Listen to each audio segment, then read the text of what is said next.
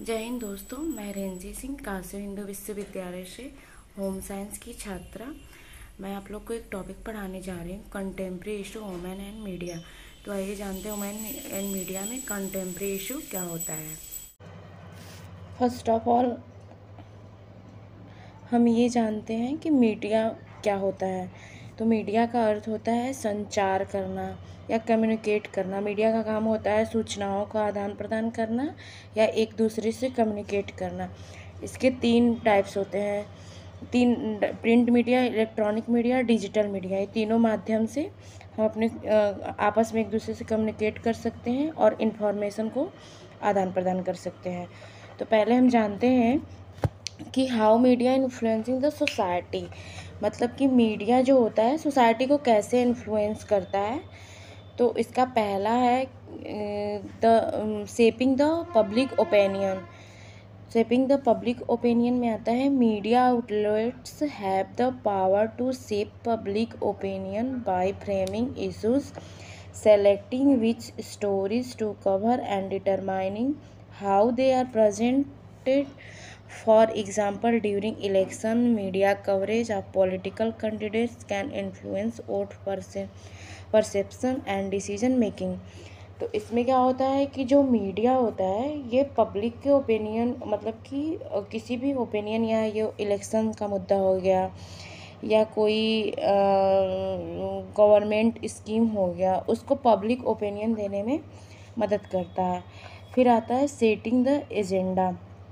Setting the agenda में होता है media plays A crucial role in setting the agenda by determining which topics receive attention and how they are prioritized through news cover and editorial decision. Media outlets can highlight certain issues while neglecting others. For instance, media coverage of environmental issue can raise awareness and prompt public discourse on topic like climate change and conservation efforts. इसमें क्या होता है कि जो कोई specific मुद्दा होता है या क्लाइमेट चेंज का होता है या कोई अपने इन्वायरमेंट से रिलेटेड होता है, इन्वायरमेंट से रिलेटेड जागरूकता के लिए होता है, ये किसी विशेष मुद्दा को महत्वपूर्ण मानता है। इसमें किसी विशेष मुद्दा को महत्वपूर्ण माना जाता है, ये सेटिंग द एजेंडा में आता है। फिर आता है शेपिंग कल्चर और नॉर्म्स। इसमें आता है media shapes cultural norms and values by portraying certain behaviors, lifestyle and ideals as desirable or aspirational. For example, television show, movies and advertisement. इसमें शेपिंग कल्चर नॉर्म्स में मीडिया जो होता है किसी टेलीविज़न शो, मूवी या advertisement के माध्यम से ये हमारे नॉर्म्स एंड वैल्यूज़ को, कल्चर को बढ़ाना, इन्फ्लुएंस करने का काम करता है। ये होता है शेपिंग इन कल्चर में। फिर आता है influencing consumer behaviour. Media plays a significant role in influencing consumer behaviour by promoting products, brands and lifestyle through advertisement and marketing. For example, advertisement for fast food chain or sugary beverage can influence dietary choices and consumption patterns, contributing to public health concerns like obesity and diabetes. Similarly, celebrity endorsement can sway consumer preference and purchasing decision. इसमें क्या होता है, media जो होता है कि किसी advertisement के माध्यम से कस्टमर के बिहेवियर को इन्फ्लुएंस करता है। जैसे कि अगर कोई फेमस पर्सनालिटी या सेलिब्रिटी, फॉर एग्जांपल के लिए लेते हैं, कोई फेमस पर्सनालिटी या सेलिब्रिटी हो किसी प्रोडक्ट के बारे में, प्रोडक्ट का एडवर्टीजमेंट कर रहा है, तो वो जो होता है उसका इफ़ेक्ट उसके जो सेलिब्रिटी या फेमस पर्सनालिटी के जो आइडियाज़ मानते हैं उन पे जाता है, या कस्टमर पे उसका बिहेवियर कस्टमर को इन्फ्लुएंस करता है।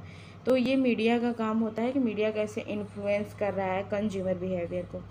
फिर आता है फॉस्टरिंग सोशल चेंज।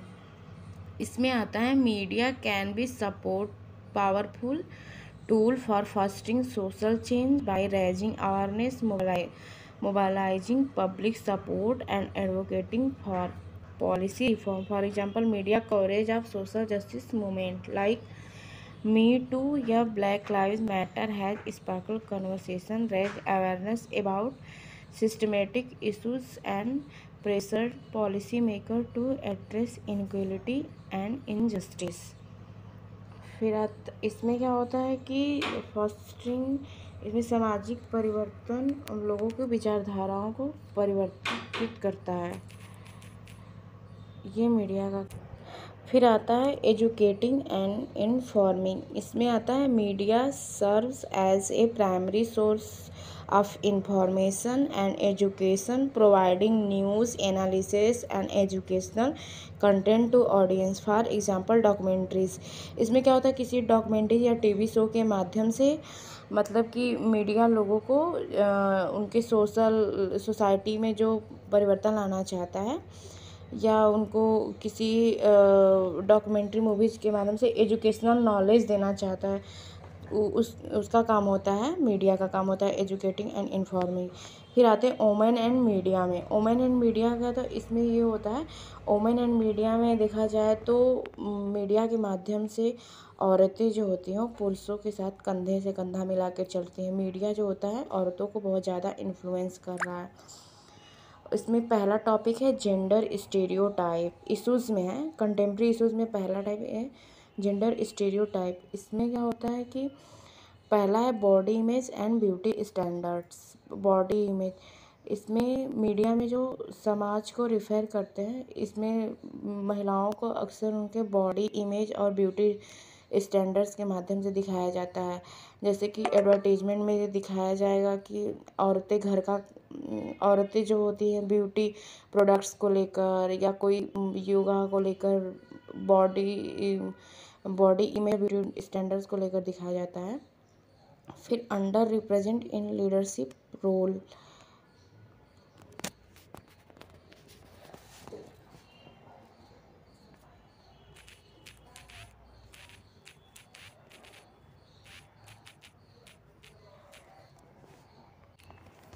पहला है जेंडर स्टीरियोटाइप। जेंडर स्टीरियोटाइप में Indian media often portrays women in stereotypical roles such as the dutiful wife, the sacrifice mother, or the seductive temptress. This portrays not only limit women and media में आएगा पहला gender stereotyping. Indian media often portrays women in stereotypical roles such as the dutiful wife, the sacrificing mother, or the seductive temptress. These portrayals not only limit the representation of women but also reinforce traditional gender norms and the expectation. For example, in Bollywood films। फिर दूसरा है body image and beauty standards. इसमें क्या होता है, media's portrayals of beauty standards has a profound impact on women's self-esteem and body image. Advertisement, television shows, and film often perpetuate narrow and unrealistic beauty ideals, leading to body dysfunction and unhealthy behaviors. फिर तीसरा आता है under representation in leadership role. Despite making a significant portion of the population, women are severely underrepresented in leadership roles within the media industry. This lack of representation not only limits diverse perspective but also perpetuates the glass ceiling that prevent women from advancing in their careers. According to a study by the Global Media Monitoring Project, women hold only 27% of top management positions in the media globally, highlighting the need for greater gender diversity and inclusivity. फिर आता है sensationalization and objectification. In pursuit of higher viewership and rating, media outlets often resort to sensationalizing and objectifying women. News coverage of crimes against women, for example, tends to focus on salacious details rather than addressing underlying systemic issues such as gender-based violence and discrimination। फिर है कि women media का role क्या है women में।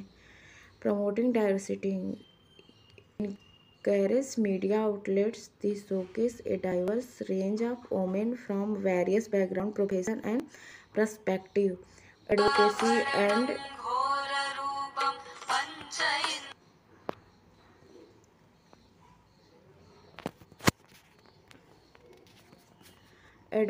and communities support organizations and companions that advocate for gender equality in media representation and raise awareness about the importance of diverse portrayal of women। फिर education